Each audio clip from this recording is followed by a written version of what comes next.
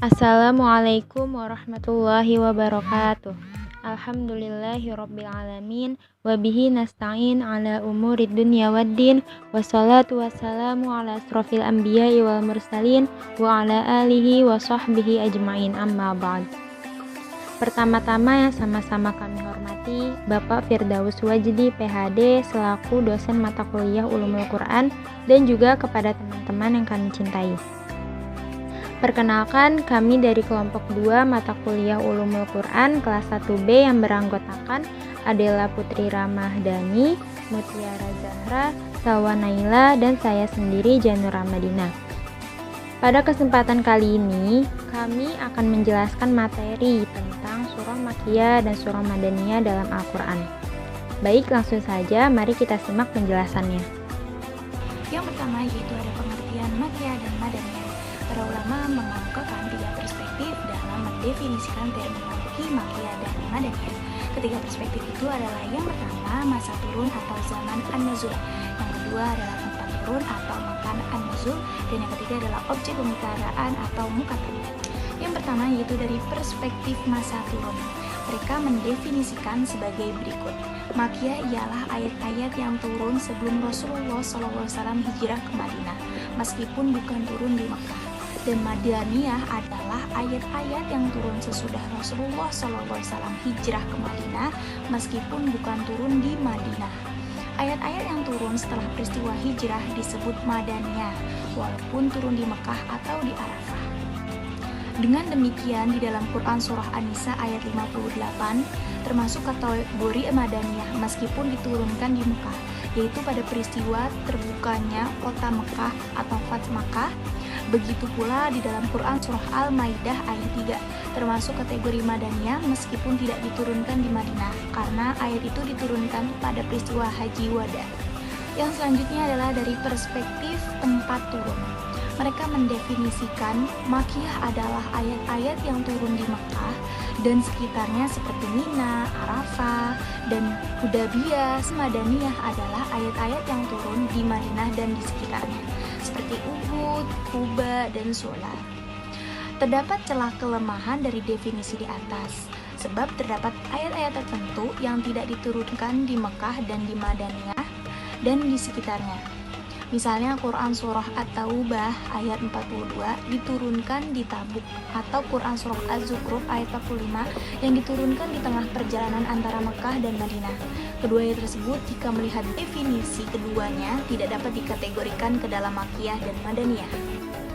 Bismillahirrahmanirrahim. Saya Janur Ramadina. Selanjutnya saya akan membahas tentang surat Makkiyah dan surat Madaniyah dari objek pembicaraan. Surat Makkiyah dan surat Madaniyah didefinisikan sebagai berikut.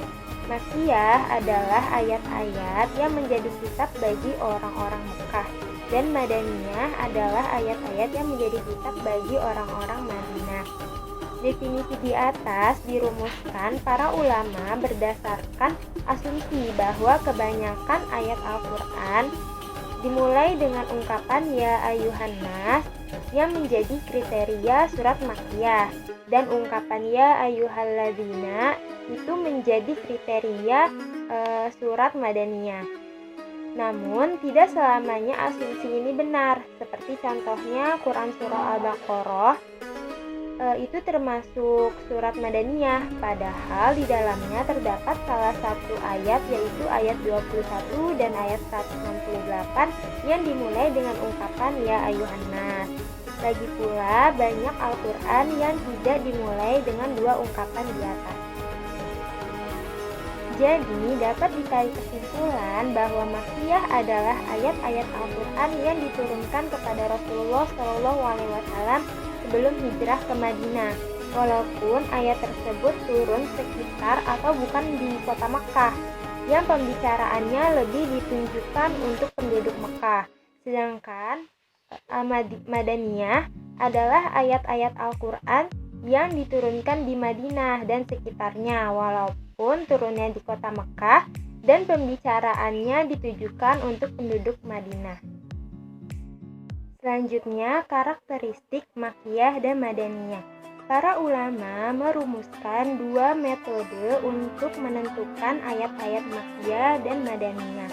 Yang pertama ada metode simai nakli atau penukilan riwayat. Yang kedua ada metode kiasi ijtihadi atau analogi persamaan. Nah, metode simai nakli ini didasarkan atas riwayat sahih atau nakli dari para sahabat yang hidup dan mempelajarinya pada saat turunnya wahyu itu. Selain itu juga para tabi'in yang mempelajari Al-Quran dari para sahabat dan mendengarnya dari mereka tentang hal ihwal turunnya wahyu itu. Kebanyakan ayat-ayat yang diturunkan di Mekah dan Madinah dapat diidentifikasi melalui metode ini. Sebagaimana kutipan Jalaluddin Asyuyuti dalam Al-Itqan.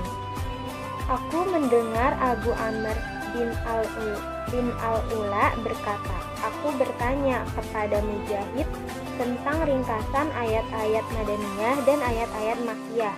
Mujahid menjawab, aku bertanya kepada Ibnu Abbas tentang hal tersebut. Ibnu Abbas pun menjawab, surah Al-An'am diturunkan di Mekah dalam sekali turun, maka surat tersebut masuk kategori surah Makkiyah, kecuali 3 ayat dari surah tersebut yang turun di Madinah, yaitu ayat Qul ta'alau atlu hingga 3 ayat berikutnya.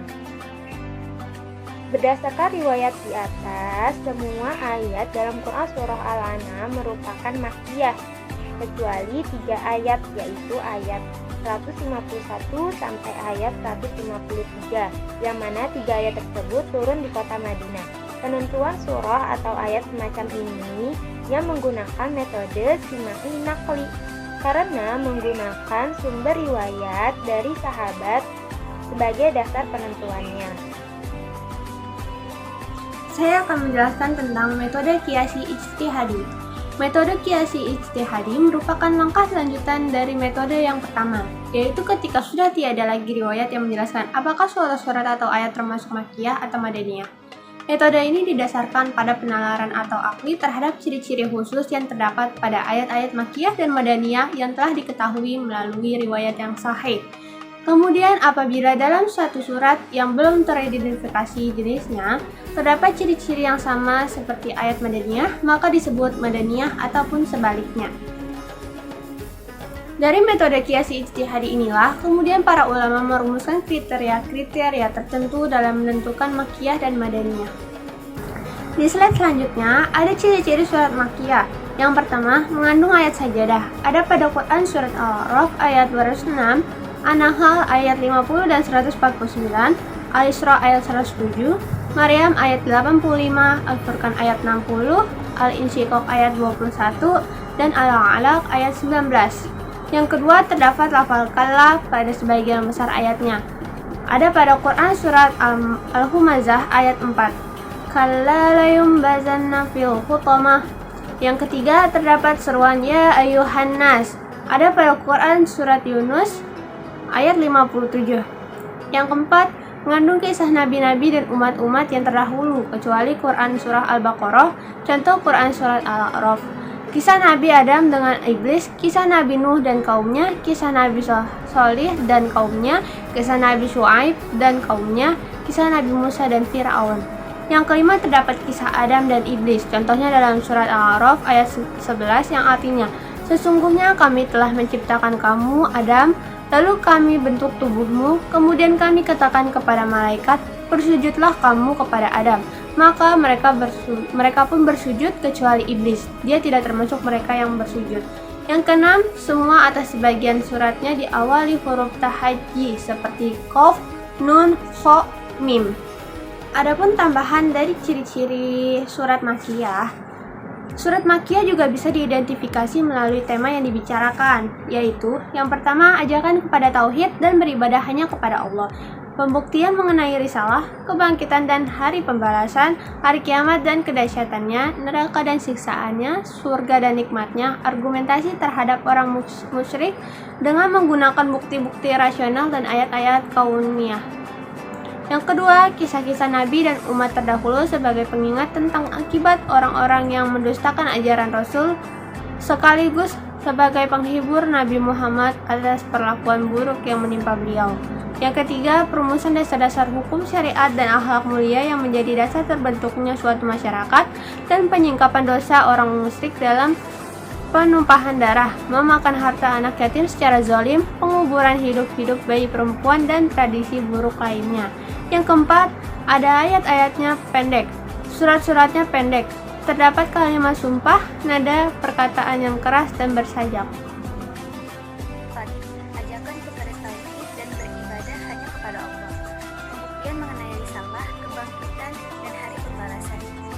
Hari kiamat dan kedahsyatannya, neraka dan siksaannya, surga dan nikmatnya, argumentasi terhadap orang musyrik dengan menggunakan bukti-bukti rasional dan ayat-ayat gaulnya. 5. Kisah-kisah Nabi dan umat terdahulu sebagai pengingat tentang akibat orang-orang yang mendustakan ajaran Rasul sekaligus sebagai penghibur bagi Nabi Muhammad atas perlakuan buruk yang menimpa beliau. 6.